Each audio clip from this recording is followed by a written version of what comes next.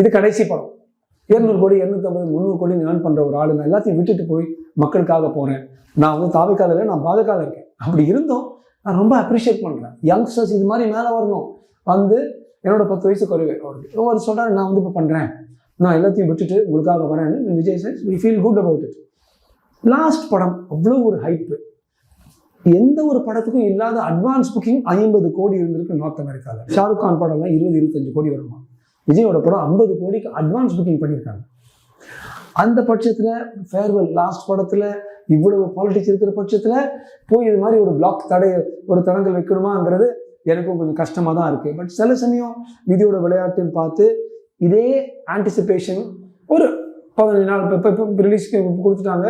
I don't think பெருசாக உச்ச நீதிமன்றத்துக்கு போக மாட்டாங்கன்னு நினைக்கிறேன். அந்த பக்கம் திருப்பணம் கொண்டு பிடிச்ச மாதிரி இவங்களும் போகிறாங்க. தேங்கெல்லாம் சில விஷயம் விட்டுருணும் ஹைகோர்ட்டோட. அப்படி இருந்துச்சுன்னா சீக்கிரமாக ரிலீஸ் ஆகும்.